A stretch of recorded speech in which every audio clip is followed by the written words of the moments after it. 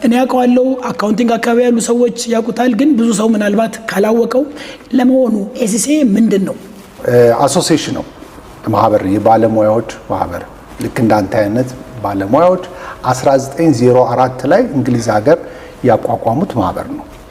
ይህ ማህበር አሁን 120 ዓመት ሆኖታል። በጣም የሚታወቀው በኤሲሲኤ ኳሊፊኬሽን ነው። አሶሲዬሽን ኦፍ ሰርቲፋይድ ቻርተርድ አካውንታንትስ ይሄ ትልቅ የሆነ ሰርቲፊኬሽን አለው። ሌሎች ብዙ ሰርቲፊኬሽኖች ቢሰጥም በጣም የሚታወቀው በዚህኛው አካውንቲንግ ስታንዳርዱን በጠበቀ ዓለም አቀፋዊ ሰርቲፊኬሽን ነው። አንተም ስትጠቅሰው የነበረው ይሄንን ነው። አሶሲዬሽኑ በባለሙያዎች ተቋቋመ።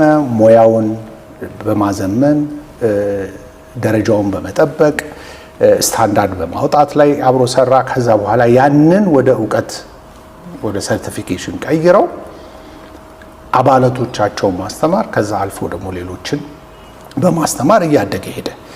አሁን 180 ሀገራት በላይ ይህን ስታንዳርድ ይቀበሉታል ኢትዮጵያን ጨምሮ ማለት ነው።